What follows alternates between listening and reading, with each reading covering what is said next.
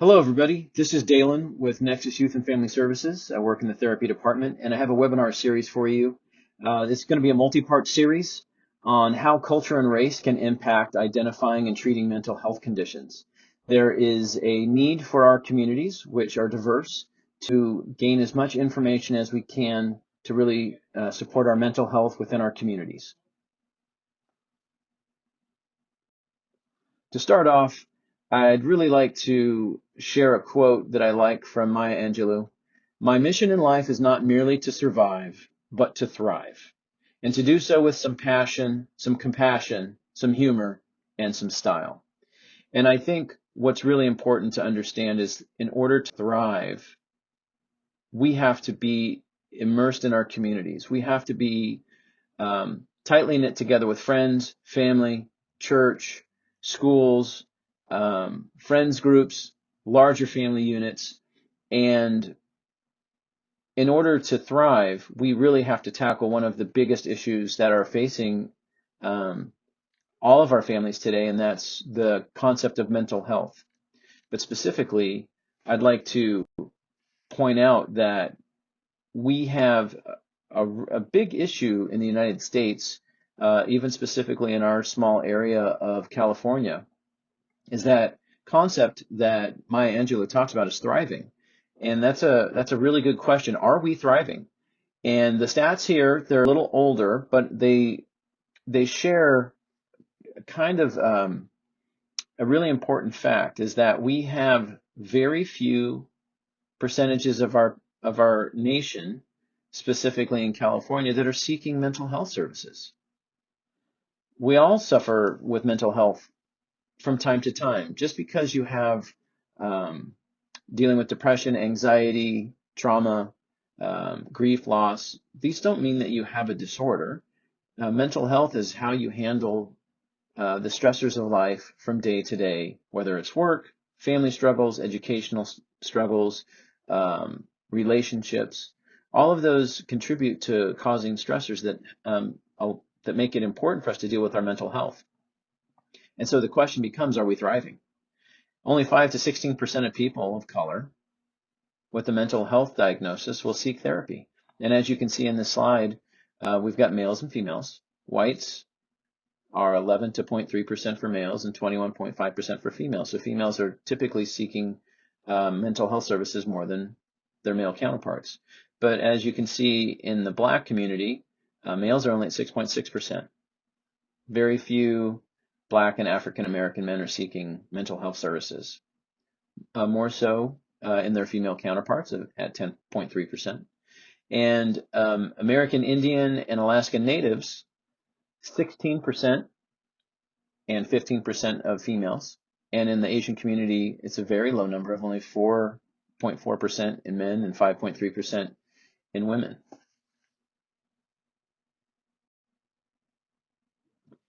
And one of the biggest hindrances to getting mental health services is who's actually contributing to serving people in the community. We have a 95 to 98% dropout when there's a mismatch between culture. And that mismatch between culture is between the therapist and the client. It's important for people of color. The term used in the psychology community is BIPOC, Black, Indigenous people of color. And we have only about 3% of psychologists, not just therapists, so we're talking psychologists specifically, are offering services. About 87% of psychologists that are serving clients are all white. So we have a huge disparity in who's actually serving our people of color in our communities. One of the important things to note for people of color is that in our past medical profession, there's been a system that is unbalanced, that there's been an oppressive factor that contributes to the poor mental functioning of low socioeconomic status individuals, people of color, And the system has traditionally only really affected people that have had opportunity and affluency to get mental health services. Additionally, mental health services have really been patterned after the Western European style of therapy. And what we as therapists are really trying to change so that we can have access to everyone, so we can have access to training, we have access to working with cultures that don't really benefit from a Western, just strictly a Western style of therapy, is recognizing that client exists within a community. Many of our people of color, their community is a super strong resiliency trait, and without the community, they really suffer with more significant aspects of mental health. And there's a crisis when there's a crisis for therapists when they're not providing um, that sense of community with clients, especially ones that have more of a collectivist mindset where the larger family structure is important, the larger community, church, and spiritual leaders become a part of become a part of their success in dealing with mental health. So as therapists, we want to make sure that we are really contributing to that larger structure. And it's important for our communities, whether our Latin and Hispanic communities, our Black communities, our Native American and Alaskan Native communities, to understand that it's okay to bring in your community for spiritual, for community guidance, for mental health services. We really want to break down that stigma that therapy is only talk therapy, it's only individualistic. Um, we really want to bring in the spiritual and the healing practices into therapy. We want to talk about them, and it's okay to talk about them. I think often our BIPOC communities are afraid because maybe they don't think the therapist, even if they're seeing a white therapist, they don't necessarily think that that therapist is going to understand. And I want to make sure that people know that, there's so many um, improvements in the training of therapists to include spiritual practices, familial practices, and varying practices that are outside the traditional medical model. And it's important to bring those up, to seek help in those areas, because you're going to have a much more well-rounded mental health support system when you access the entire support of the community. Um, and the other thing that's really important is there's a stigma that therapists are the only professional in the room. We're the expert. And I really want to try and break down that thought, because it's really important for clients to understand that they're the expert on their life. They're the expert on their circumstances. And it's one of those conversation pieces that's really important to bring up and really talk to your therapist about. We don't have all of the answers. We don't have, we're not a know-it-all profession. And it's important when you're seeking mental health services to really bring that conversation into the sessions so that therapists really get a great understanding of what your culture is like, what it's like seeking mental health services. Is your family approving of you seeking mental health services? That's super important. There's a process called weathering, and that's the wear and tear on our internal systems that result in poorer health outcomes for BIPOC communities due to racism and unfair system-wide practices. And it's really important that as a therapist community that we are trying to break down those unfair systems and really open up our practices and being inclusive, and coming into sessions, coming to clients with an understanding that we really want to embrace family differences. We want to embrace cultural differences, making sure that we're providing and holding a safe place for families to come in and talk about mental health and really try and break down the stigma. It's important to understand that a lot of communities view mental health as something to hide. If you've got poor mental health, if somebody's struggling in the family, an outlook on the family that they've done a poor job. And we really want to break down that stigma. It doesn't need to be that way. It doesn't need to feel that way. Getting support from a therapist and knowing that they're going to try and embrace the whole family. They're going to try and bring in everybody within the community to try and help. Obviously not sharing secrets, but we want to, or, this concept of confidentiality. We only talk to you, but it's important to understand that therapists are willing to allow for all of the familial structures and community structures that are important to our racial and our various racial and cultural groups. So what does stress do to the body? What does the lack of mental health being, when you don't take care of your mental health, what does that do to you? There's short-term and long-term effects. And so this is for everybody. We all handle stress in some different ways, but there's some generalities, things that happen. So let's say your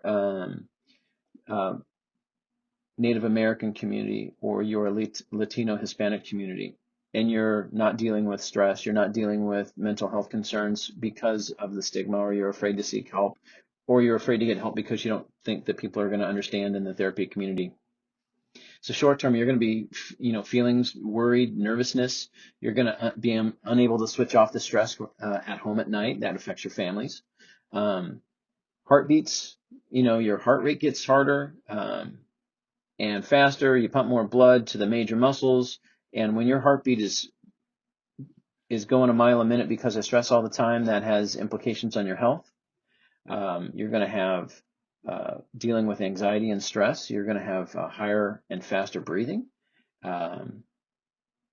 Sometimes you're going to have what's called somatic symptoms, where you've got stomach aches, you've got stress stomach aches, you've got headaches that happen because of stress and anxiety. Sometimes stress also and anxiety can play a large impact on sexual relationships with wife and husbands and partners. Sometimes there can be sexual dysfunction, and that can be that can be a result or a symptom of mental health not being taken care of. Long term is you can develop some significant mental health problems, serious heart problems. You can have panic attacks, hyperventilations, skin and hair conditions where acne can start to pop up even on people that are adults. You can start to have hair loss, and increase of diabetes is also another symptom of long-term stress and mental health that's not being taken care of, as well as fertility problems for men and women.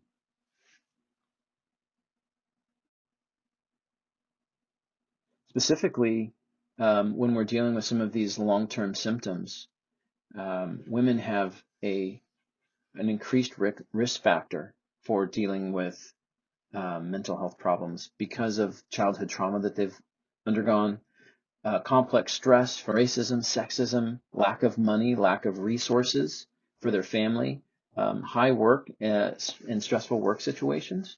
Women often have a lot of stress when it comes to dealing with the family and rearing children and still trying to work. And then, of course, there's violence towards women, whether that's in the home, in their spousal situation, or then also violence in the workplace. And women also, part of their risk factors is when they have undiagnosed and untreated depression and anxiety.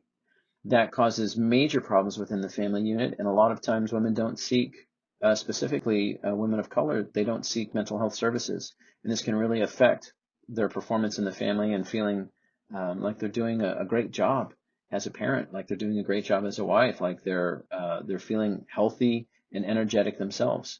And you tend to end up having an unworthy or a hopeless feeling, and then that compounds on itself, creating more and more stress in the family and in your relationships.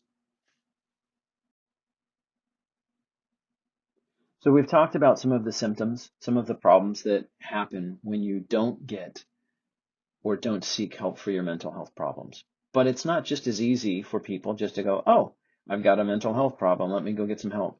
There's a lot of barriers to getting help, especially for BIPOC communities. Money. There are a lot of times there are situations where there's not medical insurance, or the medical insurance doesn't really cover mental health services. There's out-of-pocket expenses.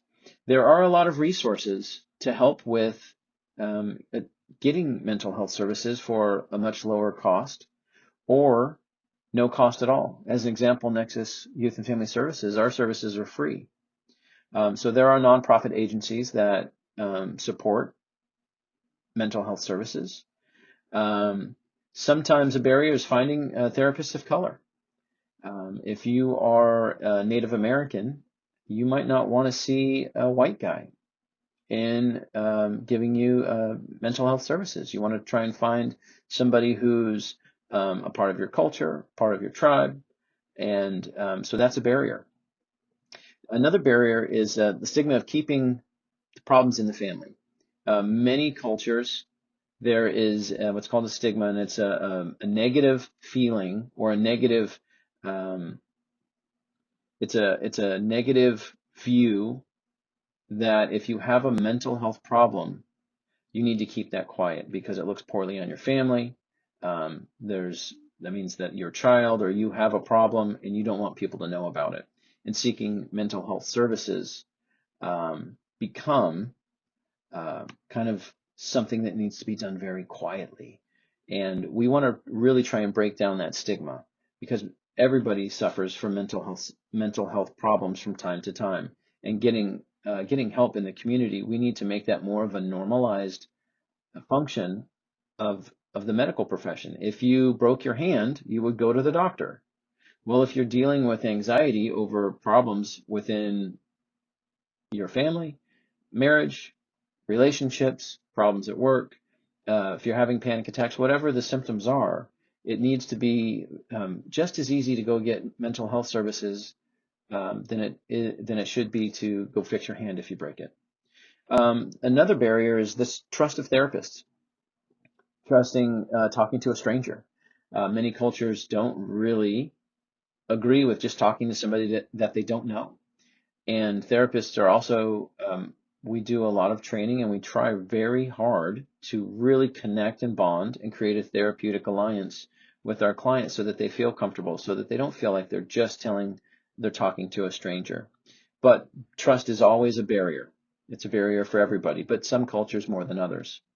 And again, earlier, when I said stigma, there's also negative cultural messages, which is a different type of stigma. So getting seen by a therapist or a psychologist or a psychiatrist might not be done in your community. Maybe you go to a pastor, maybe you go to a priest, maybe you go to some type of spiritual healer. So maybe it's not okay just to go see a therapist because your cultural message is to seek healing in a different way.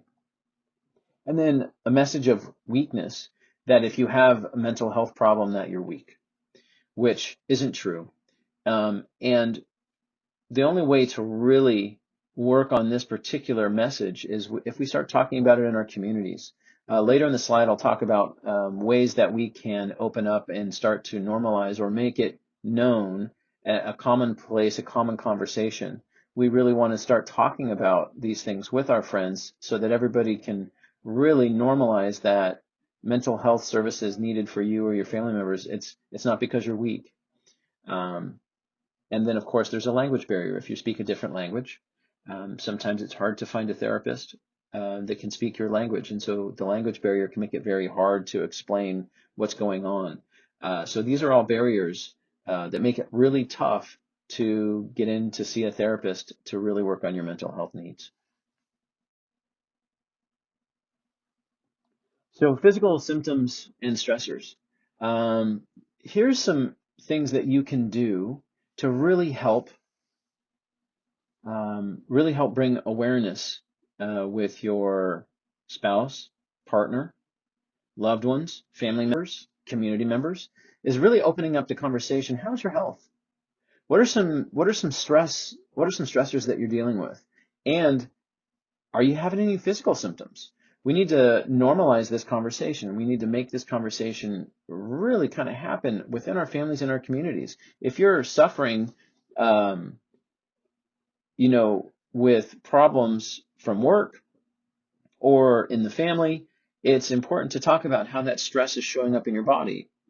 Lower back pain, now having stomach aches where I didn't have before. I've got a lot of migraines. Talking about these with community members, with close friends, it's really important to start opening up that conversation. Asking questions about, like, hey, tell me about your sleep. Because sleep is it's the bedrock, it's the foundation for how to deal with all of the other problems in life. So if your sleep is, you're not able to fall asleep, you're not able to stay asleep, or you're waking up too early, you're not having restful sleep throughout the night, talking about those problems with a mental health professional or a doctor, community members, other aspects of mental health providers is really important to talk about that. Another thing to ask and talk with friends and family about is, how's your appetite? Talking with a mental health provider about, maybe you're overeating due to stress. Maybe you've lost your appetite. Maybe you're having some other medical issues and it's affecting your diet. And as you really want to practice normalizing these conversations, who are you closest to in your family? Those are the people that really start that sensitive conversations with, because once you start to talk about these things, you'll realize that they're also having the problems as well, and you can really bring out some in-depth conversations and feel better about sharing some of these stressors and supporting each other on how to get help, sharing resources, and you might find that a close person in your family has already been seeking help, and they've got somebody great that you could talk to for mental health services. And then, of course, talking about things at work, talking about the stresses you're dealing with work, holding everything in is a great way to build up and explode. And we don't want to keep anxiety. We don't want to keep the stresses inside, because it really starts to take a toll on our body, both mentally and physically. And so bringing out these various conversation pieces with people that we trust, people that we love, our spouse, our closest friends, our family members, is a great way to start opening up the dialogue about mental health. So in our BIPOC community, our Black, Indigenous, people of color, what works? What are the things that work in your community? It's a great conversation to have. It's important to understand that therapy with diverse groups, it's relational. It's about building relationships. People really only like to talk about their struggles when they're in a relationship. And that a relationship can be with a therapist, a relationship can be with your best friend, a relationship can be with your aunts, uncles, parents, closest friends. But it's important to understand that therapy with diverse groups needs to be relational. And as I said earlier, we want to name and normalize feelings and experiences. So if we've had a panic attack, if we had attacks nervosa, we want to make sure that we're talking about that. We name what that problem is. We talk about how we're working on it. We talk about our feelings towards it, and we talk about our experiences. We want to use strategies that are already working. So if you have a strategy to help you deal with anxiety or other problems, it's important to share those ideas with the people around you so that they can also benefit from the guidance that you have. Connecting to community resources and supports. So there are a lot of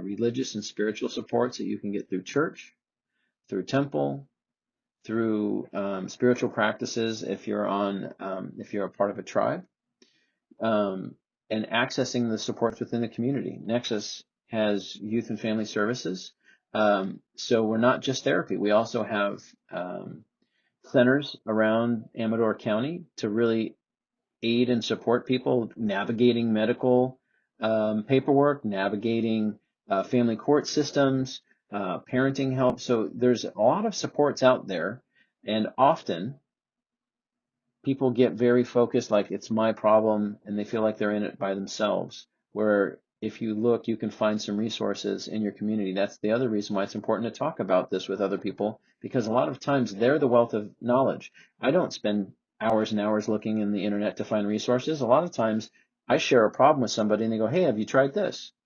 This is where I'm getting some support. So talking with trusted people can really open up uh, the the resources in your community. And bringing joy to sessions, talking about the successes, talking about the dreams, talking about the things that you're proud of, that's also very important in mental health. We want to not only focus on the things that are going wrong, but we want to focus on the things that are going well, because that builds resilience. That helps us to understand that not everything's bad. We have a lot of good things happening too, and a lot of times the community is what can help bring support by talking about by talking about the joy. But also in your therapy, bring the joys to the sessions and diversifying the field of support. There are so many ways that we've just talked about on how to offer support for mental health services: exercising, walking with friends, having individual time or specific family time to really kind of unwind. There's a lot of ways that you can get support within your community, and it's important to diversify that and to do multiple things that are helpful to you.